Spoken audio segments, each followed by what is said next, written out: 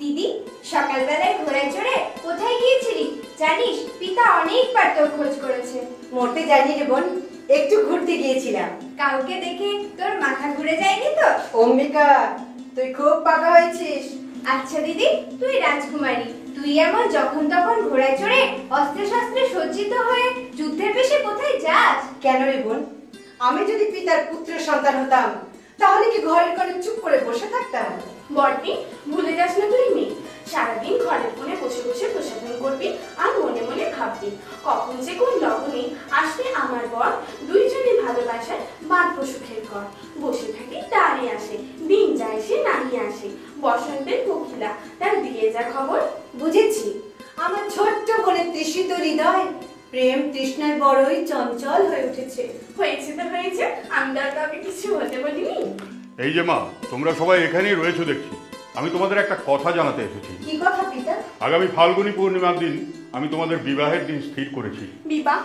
পিতা, আমি তো সব কিছু শুনিনি। সেজন্যই তো জানাতে এলাম, যাতে তোমরা মনে প্রাণে প্রস্তুত থাকতে পারো। পিতা, আমি চাই আমার সর্বগুণ সম্পন্ন মেয়েদের ভারতের সর্বশ্রেষ্ঠ ক্ষত্রিয় বীরের সাথে বিবাহ হোক। তাই তো আমি তোমাদের বীর্য শুল্কা ঘোষণা করেছি। আমি চাই ভারতবর্ষের মধ্যে যিনি বীর শ্রেষ্ঠ তার সাথেই আমি আমার মেয়েদের বিবাহ স্থির করব। ভারতের সমস্ত ক্ষত্রিয় রাজবংশের সংবাদ পাঠানো হয়েছে পিতা? হ্যাঁ মা, সমস্ত রাজবংশে কাঞ্চি, মগধ, উৎকল, কৌশল, অবন্তিকা সমস্ত রাজ্যে আমি দূত পাঠিয়েছি। আর হস্তিনাপুর, সেখানে দূত পাঠানো হয়েছে পিতা? না মা, সেখানে আমি দূত পাঠাইনি। কেন পিতা? হস্তিনাপুর বুঝি খুব দূর? না, খুব একটা দূর নয়, তবে হ্যাঁ দূরই বটে। সে তোরা বুঝবি না। বুঝি পিতা, আমি মেয়ে হলেও সব বুঝি। হস্তিনাপুর রাজবংশ বর্তমানে ভারতের সমস্ত রাজ্যের মধ্যে শ্রেষ্ঠ। অন্যান্য রাজ্যগুলো তাদের অধীনস্থ, তাই তাদেরও এই সংবাদ পাঠানো উচিত। কি করবো মা, ভারতবর্ষের রাজন্যবর্গ যে তা চায় না, কারণ হস্তিনাপুরের রাজমহিষী ধীবর জাতির ঘরে জন্মগ্রহণ করেছেন, তাই তারা নিচু ক্ষত্রিয়। পিতা, মনে রাখবেন, অন্যায়ভাবে অপমান করে এইভাবে উঁচু মাথা কখনো নিচু করা যায় না। কি করবো মা, আমি তো চেষ্টা করেছিলাম, কিন্তু রাজন্যবর্গের রাজনীতির খেলায় আমি কিছু করতে পারিনি। হস্তিনাপুর রাজবংশের বীরের অভাব নেই, তাই ভাবছি ভারতের রাজন্য বর্গের রাজনীতি খেলা বুঝি ছেলে খেলা হয়ে না যায়, আর তাহলে মুখ পুড়তে কারোর বাকি থাকবে না। মা, মা, এ তুমি কি করছো মা? মায়াবী গন্ধর্বগণ ক্ষণে ক্ষণে মায়ের উত্তরে মানুষের চিত্ত বিভ্রম ঘটাতে পারে।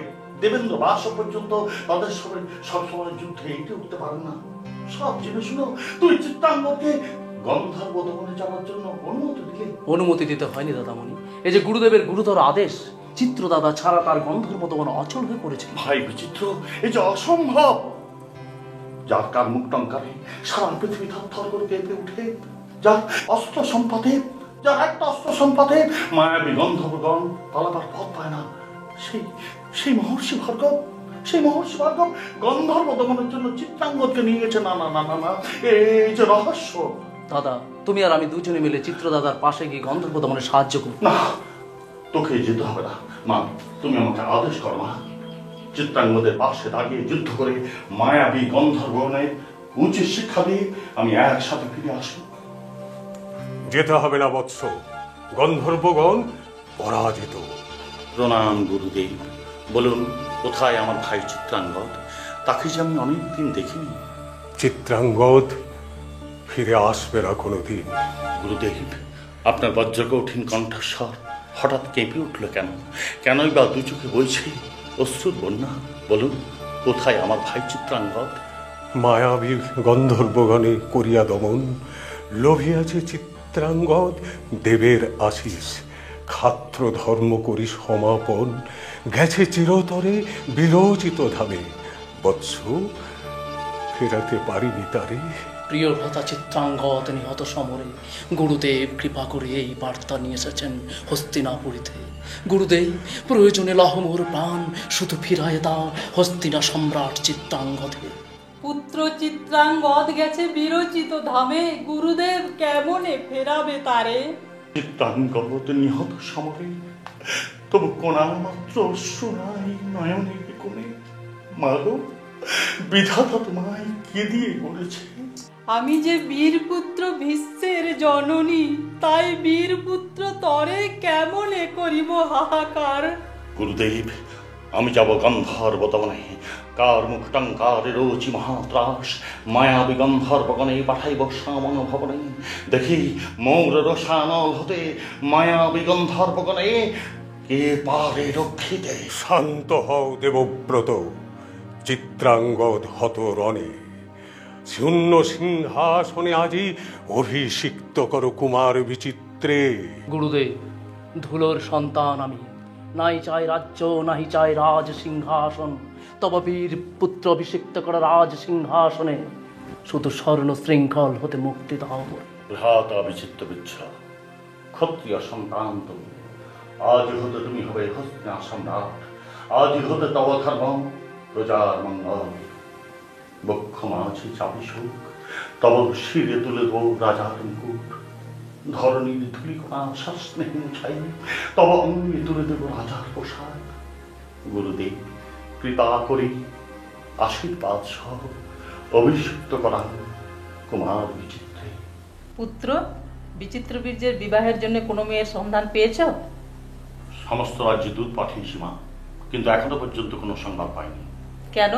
হস্তিনাপুরের রাজবংশে মেয়ের বিয়ে দিলে কি জলে পড়ে যাবে? এটা কোনোটাই ঠিক নয় মা। তবে ক্ষত্রিয় রাজাদের অহংকারের কথা শুনলে তুমি তুমি দুঃখ পাবেন। তাই তাই তোমার সামনে আমি সত্যি কথাটা বলতে পারছি না। মা আমার জেলে সর্দারি মেয়ে তো, তাই না কিছু ক্ষত্রিয় রাজারা কেউ আমাদের বংশে মেয়ের বিবাহ দিতে চাইছেন না, তাই না দাদা? বিচিত্র, তুই থাম, আমাদের মধ্যে তুই নাক গলাবি না। দাদা, আমি এখন হস্তিনাপুরের রাজা। তাছাড়া কথাটা যখন আমার বিষয় নিয়ে, তখন নাক তো গলাবোই, দরকার পড়লে মাথাটাও গলাবো। তুই থাম, তোকে আর বাচালতা করতে হবে না। বাচালতা নয় মা, বর্দা আমার ব্রহ্মচারী, তাই আমি বিবাহ করব না। তোমাদের রাজাও থাকলাম আর ব্রহ্মচারীও হলাম, একেবারে রাজা ব্রহ্মচারী। বিচিত্র, বিবাহ তোমাকে করতেই হবে, কারণ পরবর্তীকালে হস্তিনাপুরের রাজবংশের তুমিই হবে ধারক ও বাহক। তুমি হস্তিনাপুরের সম্রাট। প্রজা পালন যেমন তোমার কর্তব্য, তেমনি পবিত্র কুরুবংশের উত্তরাধিকার বহন করাও তোমার পবিত্র কর্তব্য। তাহলে বিবাহের কি উপায় হবে পুত্র? উপায় আছে মা। আগামী এক পক্ষ কালের পর কাশীরাজ তার 3 কন্যাকে বীর্য শুল্কা ঘোষণা করেছেন। সেই সভায় দেশের সমস্ত রাজন্যবর্গ আমন্ত্রণ পেয়েছেন, শুধু আমন্ত্রণ পাইনি আমরা। কাশীরাজ হয়তো কাজের চাপে ভুলেই গেছে। তাই বীর্য শুল্ক সভায় বিনা আমন্ত্রণে গিয়ে বীরের অর্চনা দিয়ে আমি নিয়ে আসবো হস্তিনাপুরের রাজলক্ষ্মী। দাদা, তোমার মুখমণ্ডল দেখে আমার মনে হচ্ছে তুমি একটা কাণ্ড ঘটিয়ে ছাড়বে। মাতা, বিবাহের করো আয়োজন। যতক্ষণ দেহে আছে শ্বাস, যতক্ষণ হাতে আছে শানিত কৃপান, ততক্ষণ কারো সাধনায় রুধিবে আমারে। বীর্য শুল্ক সভা মাঝে ক্ষত্রিয় রাজন্যবর্গে হেলায় করিনু জয় শানিত কৃপানে। ভ্রাতা বিচিত্র বীর্যের লাগে কাশীরাজ কন্যাগণে তব পদে দিব উপহার। কি ভাবছেন মহর্ষি? আমার সত্য দৃষ্টিতে উদ্ভাসিত হয়ে উঠছে এক অসামান্য নারী। মহর্ষি, কে সেই অসামান্য ভাগ্যবতী নারী? কাশীরাজের জ্যেষ্ঠা কন্যা অম্বা। তবে ভাগ্যবতী সে নয়, মহাভারতের ভাগ্য বিড়ম্বিতা নারী, অথচ তেজের মহিমায় উজ্জ্বল। তাহলে সে নারী অসামান্য কেন? ব্রহ্মচারী ভীষ্মের জীবনে এই নারী নিয়ে আসবে এক চরম অগ্নি পরীক্ষা। এই অগ্নি পরীক্ষা থেকে ভীষ্ম কিভাবে উত্তীর্ণ হবে? অগ্নি পরীক্ষায় তাকে যে উত্তীর্ণ হতেই হবে গজানন।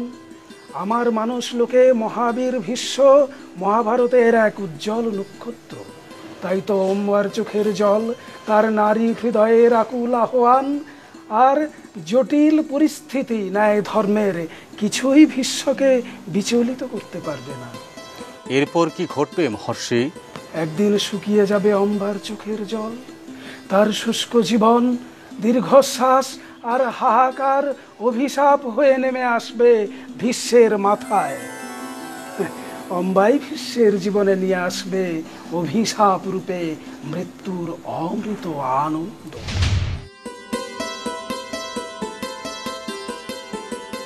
সারা দেশ থেকে আসা রাজরাজওয়াদের চেহারাগুলো দেখেছিস? দেখেছি দিদি, মোটা রোগা যুবক বৃদ্ধ, কত রকমের বর। আহা, স্বয়ংবসভাতরা যেন বরের হাত বসেছে। এদের মধ্যে কাকে তোর বেশি পছন্দ রে দিদি? আগে আগে পছন্দ করে কি হবে? আর পছন্দ না করে বা কি হবে? তুই শুনিসনি ক্ষত্রিয় রাজাদের মধ্যে যিনি হবেন শ্রেষ্ঠ বীর তিনিই হবেন আমাদের 3 বোনের একমাত্র স্বামী। 3 বোনের নয়, 2 বোনের। আমি বিবাহ করব না। কি বলছিস দিদি? এমন আগুনের শিখার মতো তোর রূপ, তোকে পাবার জন্য ক্ষত্রিয় রাজারা পাগল হয়ে যাবে, আর তুই নিজেই পাগলামি করছিস। পাগলামি নয় রে বোন, আমি কাল রাত্রে একটা ভয়ঙ্কর স্বপ্ন দেখলাম।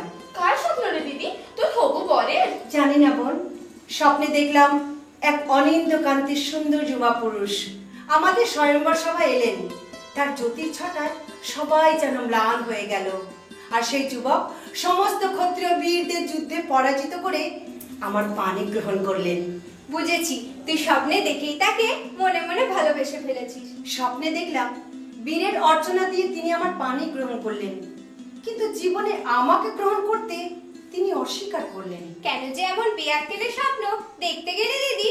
আহা, শখ করে যখন স্বপ্নই দেখলি, তখন একটা ভালো স্বপ্ন দেখলেই পারতিস। পিতা এলে আমি বলবো তিনি যেন আমার 2 বোনের জন্য স্বয়ংবরের আয়োজন করেন। আমি বিবাহ করব না, কোনো মতেই না। অম্বালিকা, তুই রাজাকে দেখেছিস? বাতায়নের ফাঁক দিয়ে একটুখানি দেখেছি। জানিস দিদি, কি সুন্দর দেখতে। একটুখানি দেখে আমি তাকে মনে মনে স্বামীত্বে বরণ করে নিয়েছি। তুই খুব বোকা। হবু স্বামীকে আবার স্বামীত্বে বরণ করতে হয় নাকি? তার চেয়ে আসল কথাটা বল। কোন কথাটা রে দিদি? ওই যে কথাটা পেটের ভেতর লুকিয়ে রেখে মুখে আটকে রেখেছিস। তার মানে? মানে রাজার সাথে দেখা করতে, তার সাথে কথা বলতে খুব ইচ্ছে করছে, তাই না? সে তো বটেই। হ্যাঁ রে দিদি, বড়দির খবর জানিস? কি জানি বোন, সারাদিন চুপচাপ বসে আছে আর শুধু চোখের জল ফেলছে। দেখ দিদি, 2 দিন পর রাজার সঙ্গে আমাদের 3 বোনের বিয়ে। তাই কত আনন্দ, কত উৎসব। তাই ঘরে বসে আনন্দ না করে চোখের জল ফেলে কি হবে রে? তোরা কেউ রাজমাতাকে দেখেছিস? তিনি কোথায়? বড় রাজকুমারী, আমাকে কিছু বলবে মা? বিচার চাই রাজমাতা, আমি আপনার কাছে বিচার চাই। বিচার চাও? বলো মা, কিসের বিচার চাও? রাজমাতা, আপনার পুত্র ভীষ্মদেব আমাকে জোরপূর্বক রথে তুলে এই হস্তিনায় এনেছেন। কিসের জন্য? সত্য কথা, আমি তোমাদের 3 বোনকে বীরত্বের অর্চনা দিয়ে হস্তিনাপুরে নিয়ে এসেছি আমার ভাই বিচিত্রবীর্যের জন্য। আপনি ভ্রান্ত ভীষ্মদেব। যে মুহূর্তে আপনি আমার হস্ত ধারণ করেছেন, সেই মুহূর্তে আমার কুমারী হৃদয়ে আপনাকে স্বামীত্বে বরণ করে নিয়েছে। এ তুমি কি বলছো অম্বা?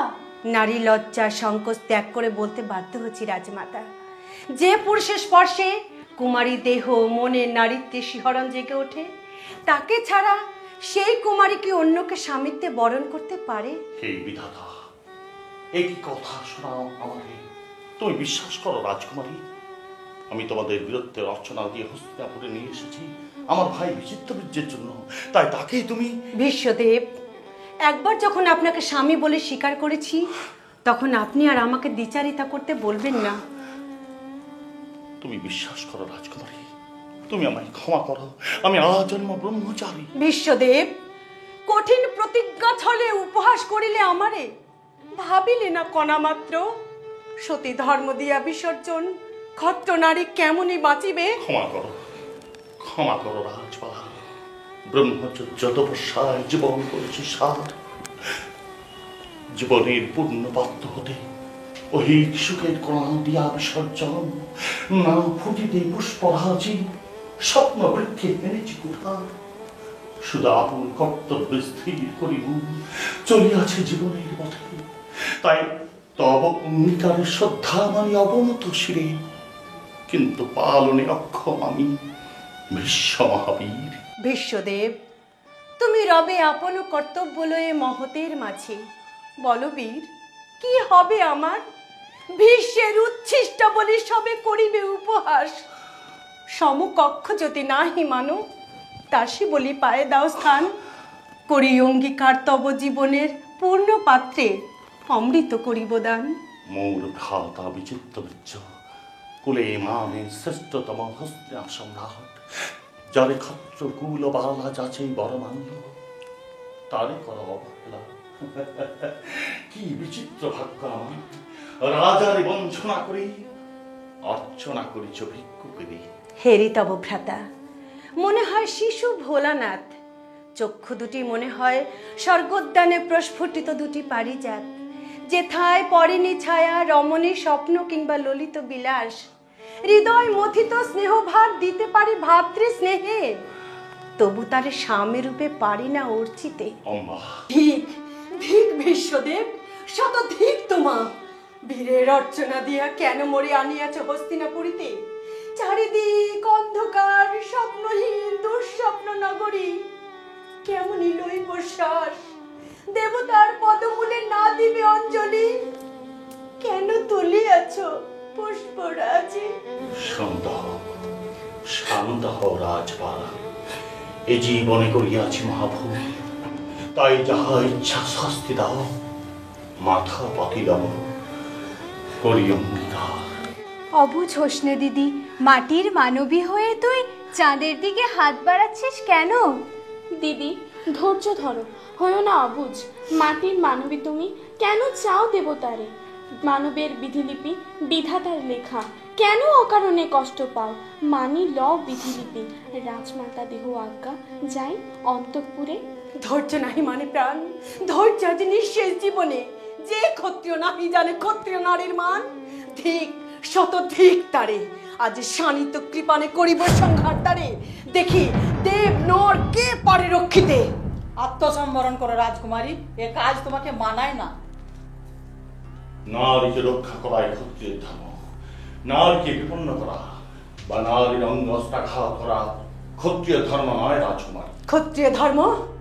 কোথায় ছিল আপনার ক্ষত্রিয় ধর্ম? যখন অম্বাকে ধরে এনে সুবর্ণ পিঞ্জরে আটকে রেখেছেন, কোথায় লুকিয়ে রেখেছেন আপনার ক্ষত্রিয় ধর্ম? যখন কুলো নারীর অসহায় চোখের অশ্রু প্লাবন দেখেও আপনার পাষাণ হৃদয় কণা মাত্র করুণা হচ্ছে না? মনে রাখবেন ভীষ্মদেব, অম্বার হস্ত ধারণ করেও আজ আপনি তাকে ফিরিয়ে দিলেন। তাই আজ থেকে অম্বা হবে আপনার জীবনে বিষ কন্যা, বিষ কন্যা। জানি জানি রাজকুমারী, আমার জীবনে একটিমাত্র ভুলের জন্য ব্যর্থ হয়ে গেল তোমার জীবন, তোমার চোখের জল, তোমার নারী জীবনের ব্যর্থ হাহাকারে পৃথিবীর আকাশ বাতাস বিদীর্ণ হয়ে যাবে।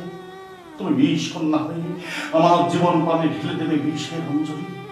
তবু তোমার জীবন সমুদ্র মথিত বিষ কণ্ঠে ধারণ করে আমাকে করে যেতে হবে অমৃতের সন্ধান। তোমার দেওয়া বিষ হবে বিশ্বের জীবনে অমৃতান। অম্বার চোখের জল দেখে আমার অন্তরাত্মা কেঁদে উঠে মা, নীরবে নিভৃতে কেঁদে উঠে। বিশ্বের বেদনা বিধুর চোখের নীরব সুবাদ বিধাতা ছাড়া কেউ দেখতে পায় না। বাবা দেবব্রত, অম্বা যাতে শান্তি পায় তার একটা ব্যবস্থা তোমাকেই করতে হবে বাবা।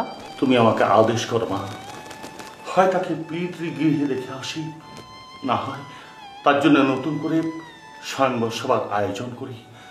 যেমন করে হোক অম্বার চোখের জল আমি মুছিয়ে দেবো মা।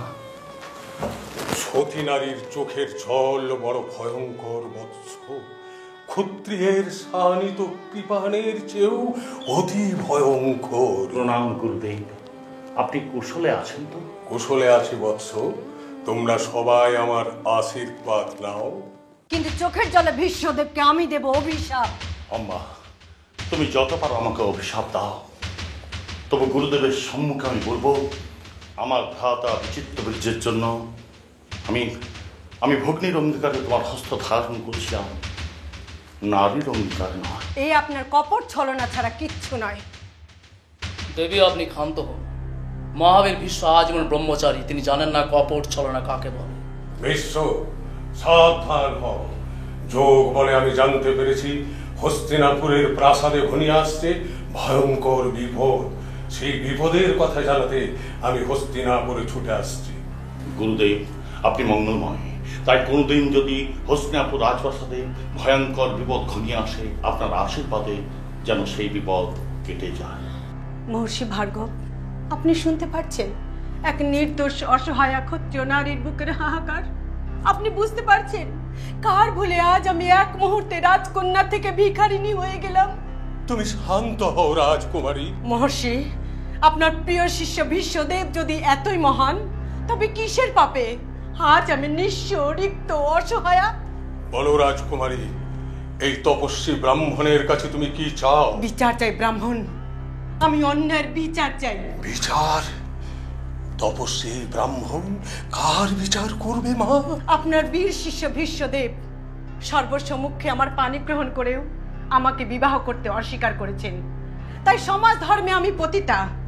আপনি তপস্বী ব্রাহ্মণ হয়েও আপনার শিষ্যরা এই অধঃপতন মেনে নেবেন? বলো রাজকুমারী, আমার কাছে তুমি কি চাও? আপনার শিষ্য যে মুহূর্তে আমার পানি গ্রহণ করেছেন সেই মুহূর্তে আমি তাকে স্বামী রূপে বরণ করেছি, তাই আপনি তাকে আদেশ করুন তিনি যেন ক্ষত্রিয় নারীর সতী ধর্মে রক্ষা করেন। আমার প্রতিজ্ঞা, হয় স্বামী রূপে ভীষ্মকে চাই, না হয় অগ্নিকুণ্ডে প্রাণ বিসর্জন দেব। রানীমা, আপনি কিছু বলবেন না? ক্ষমা করুন গুরুদেব, সব ব্যথা যে আমার অন্তরে যন্ত্রণার পাথরে চাপা পড়ে আছে। নারী হয়ে এক অসহায় নারীর চোখের জল দেখে আমারও অন্তর কেঁদে ওঠে, কিন্তু আমি যে বিশ্বের জননী। গুরুদেব, আপনি যখন হস্তিনাপুর প্রাসাদে কিঞ্চিত পদতলি সিঞ্চন করেছেন তখন এমনভাবে মার্গদর্শন করুন যাতে করে রাজকুমারীও বেঁচে থাকেন আর দাদামণিও বেঁচে যান। বলো ভীষ্ম, তোমার সম্মুখে কে বা আমি? আপনি গুরুদেব সাক্ষাৎ ঈশ্বর। আপনি এক দেহি ব্রহ্মা বিষ্ণু মহেশ্বর। আমি ভক্ত, আপনি মোর ভগবান। আপনি দয়ায় উন্মোচিত জ্ঞান নেত্র গুরুদেব, প্রণমী চরণী বারংবার। বৎস, গুরু আজ শিষ্যের নিকট প্রার্থী, দাও তারে কাঙ্ক্ষিত দক্ষিণা, শূন্য হাতে ফিরায় না তারে। ভগবান, কিবা দেব এই রাতুল চরণে, গোধন সুবর্ণ রাশি রাশি, যাহা চায় যত চান আজ্ঞা দিন মোরে। রাখিতে গুরুর মান, গুরুপদে দিতে পারি প্রাণ, শুধু ন্যায় ধর্ম ছাড়া। হেরিয়া অম্বার অন্তর বেদনা, অন্তরাত্মা মোর কেঁদে ওঠে ব্যাকুল ব্যথায়। তাই মোর আদেশ, রাখিতে সতীর ধর্ম, অম্বারে ভার্যা রূপে এই মুহূর্তে করহে গ্রহণ। গুরুদেব, আজীবন ব্রহ্মচারী আমি, ব্রহ্মচর্য তপশ্চর্য করি পরিত্যাগ, কেমন ধরিব রমণীর হস্ত। পিতৃলোক হতে পিতৃকুল দেবে অভিশাপ, দেব লোক হতে দেবগণ ইষ্ট ধর্ম করিবে নাশ। মর্তবাসী সত্য ভ্রষ্ট বলি করিবে উপহাস। গুরুদেব, কৃপা করি এ আদেশ লহ ফিরাই। বিশ্ব, তুমি কুমারী কন্যার হস্ত করেছ ধারণ, সে তোমায় স্বামী রূপে করেছে অর্চনা, তাই সমাজ ধর্মে তুমি তার স্বামী। নতুবা সে বিশ্বের উচ্ছিষ্ট বলে গণ্য হবে জগৎ মাঝারে। শুধু তাই নয়, তোমার অন্যায় কার্যে শ্রী ভার্গবের হবে অপযশ। ধন্য তুমি দেহি নারায়ণ, মানবের দেহ ধরি পালিছ মানব ধর্ম মানবেরও মাঝে। লহ প্রভু দুঃখিনীর অম্বর অন্তরের ভক্তি পুষ্পাঞ্জলি। নম নারায়ণ, নম নারায়ণ, নম নরদেহি নারায়ণ। কি বিচিত্র লীলা তব, অবোধ মানব আমি পারি না বুঝিতে। গুরুদেব, এ কেমন সম্ভব? তব মুখ নিঃসৃত বাণী অন্তরের অন্তঃস্থলে বেদ বাক্য সম করিনুগ্রহ। কিন্তু হে মঙ্গলময়, এ কি ভয়ঙ্কর কথা শোনাও আমায়। আবার ছলনা ভীষ্মদেব, বাক্যের মায়াজালে গুরুদেবে করিছ ছলনা, এবার গুরুদ্রোহী ভীষ্ম বলি বিশ্ব মাঝে হইবে নিন্দিত। রাজকুমারী, নিজের ক্ষুদ্র স্বার্থ চরিতার্থের জন্য গুরু শিষ্যের মধ্যে বৈরীভাব জাগিয়ে তুলো না, এতে অনর্থ হবে মা। বলো বিশ্ব, তুমি আমার আদেশ পালন করবে না? আমায় ক্ষমা করবেন গুরুদেব, এ আপনার অন্যায় আদেশ পালনে আমি অক্ষম।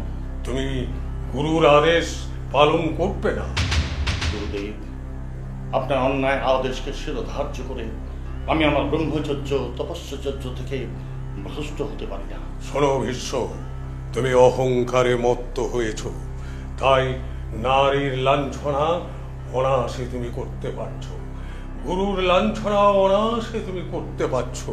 তুমি কি ভার্গবের অপযশ ছড়াতে চাইছো? গুরুদেব, আপনি ন্যায় সঙ্গত কোনো আদেশ করুন, আমি প্রাণ দিয়েও তা রক্ষা করব। থাক, বাক চাতুর্যে আমার মনকে তুমি তুষ্ট করতে পারবে না। সম্মুখ সমরে আগামীকাল আমি তোমাকে আহ্বান করছি, হয় আমার আদেশ পালন করবে, নতুবা মৃত্যুকে বরণ করবে। গুরুদেব, অহংকারে আপনি অন্ধ হয়ে গেছেন, তাই শিষ্যের ভক্তিকে আপনি ভুল বুঝলেন। চন্দ্র সূর্য স্বর্গের দেবদেবীকে সাক্ষী রেখে আগামীকাল সম্মুখ সমর আমি স্বীকার করে নিলাম। আমি প্রতিজ্ঞা করছি, যদি আপনি আমাকে পরাজিত করতে পারেন তাহলে আপনার আদেশে অম্বাকে আমি ভার্যারূপে গ্রহণ করব। তাই আগামীকাল কুরুক্ষেত্রের পূর্ণ প্রান্তরে দাঁড়িয়ে আপনার এই কুলাঙ্গার শিষ্য প্রমাণ করবে অহংকারী গুরুদেবের মিথ্যা দর্পের জয়, নাকি প্রাত শিষ্যের ন্যায় ধর্মের জয়। কি আনন্দ, কি আনন্দ! অম্বার চোখের জলে ব্যথিত দেহি নারায়ণ আগামীকাল কুরুক্ষেত্রের প্রান্তরে ভীষ্মের অহংকার চূর্ণ করতে অস্ত্র ধারণ করবেন। তাই আগামীকাল কুরুক্ষেত্রের প্রান্তরে আমিও দেখব, হয় তুমি অম্বাকে বরণ করবে, না হয় মৃত্যুকে বরণ করবে। হে অমৃত স্বরূপ মহাভারতের রূপকার, আপনার কবি কল্পনার সত্য দৃষ্টিতে কি দেখছেন? কুরুক্ষেত্র প্রান্তরে সম্মুখ সমরে উপস্থিত মহর্ষি ভার্গব ও মহাবীর ভীষ্ম, দুই মহাবীরের অস্ত্র সম্পাতে কেঁপে উঠছে বিশ্ব চরাচর। দুই গুরু শিষ্যের অস্ত্র সম্পাতে কেঁপে উঠবে কুরুক্ষেত্র প্রান্তর। মহর্ষি, এই যুদ্ধে জয় পরাজয় হবে কার? এই যুদ্ধে গজানন সত্য দৃষ্টিতে দেখতে পাচ্ছি, এই যুদ্ধে ভক্তির কাছে শক্তি হবে পরাজিত। এই যুদ্ধে ন্যায় ধর্ম প্রতিষ্ঠা পাবে।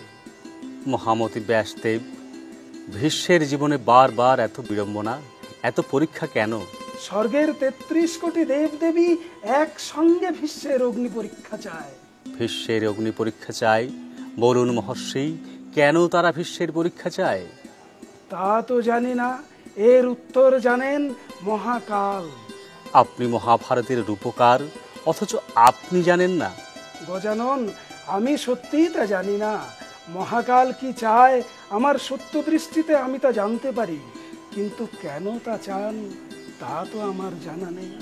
সত্যবতী, কেন তুমি আমার ভীষ্মকে ভার্গবের সঙ্গে যুদ্ধে যাবার অনুমতি দিলে? দিলাম দেবী। ভীষ্মকে যুদ্ধে যাওয়ার অনুমতি না দিলে সারা পৃথিবীর মানুষ জানতে পারতো না বিশ্বের ন্যায় ধর্মের মহিমার কথা। সারা জগৎ জানতে পারতো না নিষ্কলুষ বিশ্বের ন্যায় ধর্মের মহিমা। কিন্তু সত্যবতী, তুমি কি জানো না ভার্গব 21বার পৃথিবী থেকে ক্ষাত্র বংশ ধ্বংস করেছে? জানি দেবী, তখন তো আমার বিশ্ব পৃথিবীতে জন্মায়নি। সত্যবতী, এত বিশ্বাস তোমার আমার ভীষ্মের উপর? দেবী, সামান্য রমণীয় হয়ে আমি যা মেনে নিতে পারি, দেবী হয়ে তুমি কেন তা মেনে নিতে পারো না? যুদ্ধ যাওয়ার সময় সমাগত, তুমি আমাকে আশীর্বাদ করো মা। আশীর্বাদ করি পুত্র, তুমি যেন জয় লাভ করো। পুত্র, কুরুক্ষেত্রের প্রান্তরে ন্যায় ধর্মকে প্রতিষ্ঠা করে বীরের জয়মালা গলায় পরে তুমি হস্তিনাপুরে ফিরে এসো।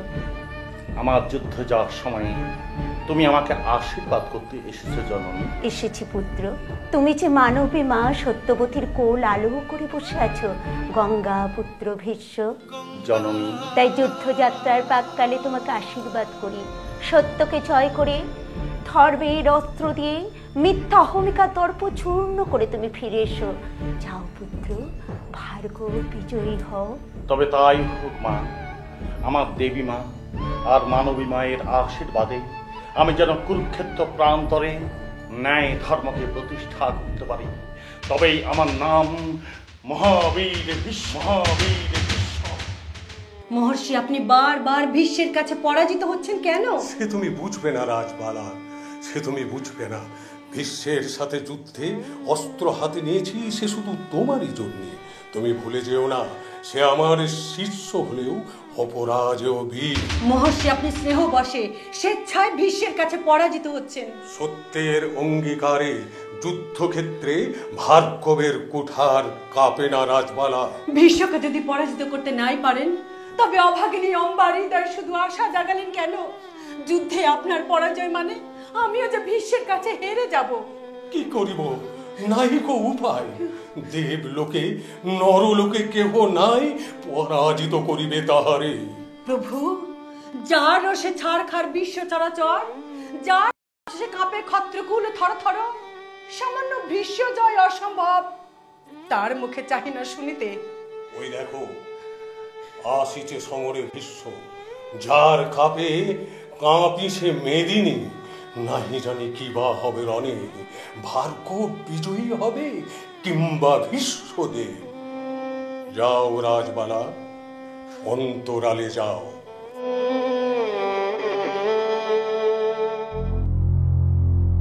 প্রণমে চরণে গুরুদেব, শেষ ভিক্ষা মাগি, ক্ষান্ত দেহ এই সমরে।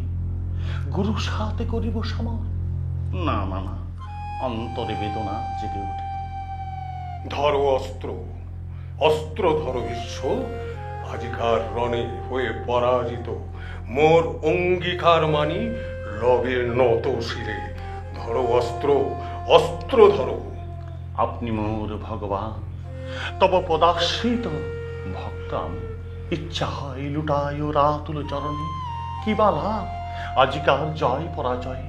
বিশ্ব জয়ে তব নাই হবে যশ, তব পরাজয়ে গুরুদ্রোহী বলিবে জগৎ। তাই ইচ্ছা হয় প্রাণ পুষ্প করযুগে ধরি, কৃষ্ণায় পরমাত্মনে বলি, গুরুপদে দিই পুষ্পাঞ্জলি। ধরো অস্ত্র, ভীরু কাপুরুষ, সম্মুখ সমরে তব চাটু বাক্য চাহি না শুনিতে। গুরুদেব, ক্রোধে অন্ধ তব দৃষ্টিপাত, অহংকারে মত্ত আপনি। তাই গুরু সাথে মাতিব সমরে আজ কুরুক্ষেত্র মাঝে। যদি ন্যায় ধর্মে নিষ্ঠা থাকে, যদি গুরুপদে ভক্তি থাকে অবিচল, তবে ভার্গবে রণতৃষ্ণা অবশ্যই মিটিবে, ভীষ্মের ভীষণ অস্ত্রে হয়ে পরাজিত। সারহীন ন্যায় ধর্ম কথা আর মূঢ় বাচালতা তব মুখে শুনিতে নাহি চাই। যে ক্ষত্রিয় জানে না নারীর সম্মান, ন্যায় ধর্ম কথা তব মুখে নাহি পায় শোভা। আজ সম্মুখ সমরে বুঝিব তোমারি। বলদর্পী গুরুদেব, শক্তিমতে হইয়া বিস্মৃত, পুত্র সমশিষ্য সাথে সাদিয়াছে রণ। মোর ক্ষত্র ধর্মে করেছে বিদ্রুপ, তাই সর্বদেব দেবীরে স্মরণ করি।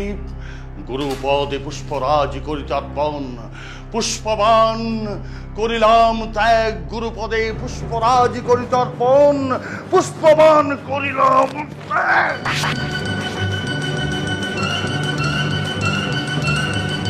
চমৎকার! এইবার কার মুখ টঙ্কারে অগ্নিবন করিব নিক্ষেপ।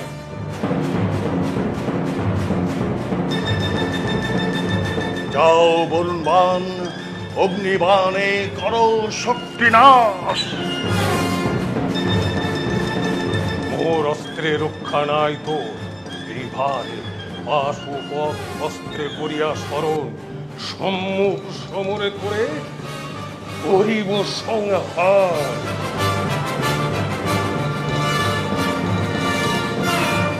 পাশুপত অস্ত্রে করিতে বিনাশ, সম্মোহনবান আমি করিন স্মরণ। সংহার সংহার বান সম্মোহন, সে ভার্গবের সম্মুখ সমরে। পরাজয়, পরাজয়! হে বিধাতা, এই হলো মোর শিষ্য হস্তে ভার্গবের হলো পরাজয়। বলদর্পী গুরুদেব, বিশ্ব সাতের সম্মুখ সমরে কি আছে সাত। এইবার হইবে পতন। যাও বান, ভার্গবেরে করো অচেতন। সম্বরণ করবান বিশ্ব মহাবীর, কোথা গঙ্গা এসো করা করি। শান্ত করে অভিমানী পুত্রে মানব ত্যাগে করো নিবারণ। শান্ত করো বিশ্বের প্রচলিত ক্রোধ, রক্ষা করো বিশ্ব চরাচর। অভিমানী পুত্র মোর, সম্বরণ করো বাণ, বাঁচাও এ বিশ্ব চরাচর। মহেশ্বর, কৃপা করে সম্মোহন শক্তি নিজ দেহে করো ধারণ। তথাস্তু দেবী, সম্মোহন শক্তি আমি নিজ দেহে করিনু ধারণ।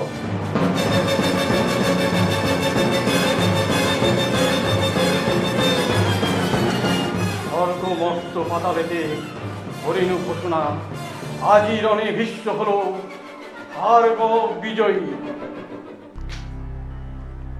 ক্ষমা কর মহাদেব, সামান্য মানব আমি, আজনম ব্রহ্মচারী। তাই ভার্গব বিজয়ী হয়ে যশে মোর কিবা প্রয়োজন? এই যশ ভার্গব চরণে আমি করি নিবেদন। যাও পুত্র, তুমি মোর প্রিয় শিষ্য, তোমার জয়ে স্ফীত হয় মোর বক্ষ, আনন্দে চক্ষে আসে জল। যাও পুত্র, তোমার জয়ে নাহি মোর বিন্দু মাত্র অপযশ। যাও, আমার প্রতিজ্ঞা হতে তুমি আজ মুক্ত। কি করিলে নিষ্ঠুর বিধাতা! অম্বার সকল আশা দিয়ে জলাঞ্জলি, শেষ আশাটুকু তার করিলে নিঃশেষ। তবে এই জীবনে আর কি বা প্রয়োজন? মৃত্যু দাও, মৃত্যু দাও পিনাকি শঙ্কর, কৃপা করে মুক্তি দাও, মুক্তি দাও। আকুল অন্তরে কেন ডাকো রে? অভিশাপ, অভিশাপ, স্বপ্নহীন অম্বার জীবনে নারীত্বর ব্যর্থ বেদনা যার লাগে নিঃস্ব আমি, তাকে আজই দেব অভিশাপ। দাও বর হে পিনাকি শঙ্কর। কিবা বর চাহ নারী? মোর অন্তর বেদনায় প্রলয় ঝঙ্কৃত দুটি পায়ে ভক্তের অর্ঘ্য পুষ্প সম করিয়া গ্রহণ। দাও বর হে পিনাক পানি, যেন তব মৃত্যুর নির্মাল্য পুষ্প লয়ে নিষ্ঠুর ভীষ্মের ললাটে আঁকি মৃত্যুর নিয়তি। এ জন্মে ভীষ্ম অবদ্ধ তোমার, তাই লহবর ভাগ্যহীনা নারী পরজন্মে অর্ধ নর অর্ধ নারী রূপে জন্মগ্রহণ করে মিটাইবে বিশ্ববোধ অতৃপ্ত বাসনা। কি আনন্দ! মোর তরে মৃত্যুর আধারে ঢেকে যাবে ভীষ্মের গর্ভোদ্ধত শির। এইবার প্রতিহিংসা করি চরিতার্থ, প্রলয় ভৈরবী হয়ে নাচিব আনন্দে। জালো, জালো অগ্নিদেব, বক্ষ মাঝে অগ্নিশয্যা জালো, এই অভাগ্নি অম্বারে লাগিয়া। এইবার তোমার অমৃত শিখা করিয়া বিস্তার। শান্তি দাও, শান্তি দাও মোহে হুতাশন। তথাস্তু, মোর নেত্রনলে লহ শান্তির পরশ।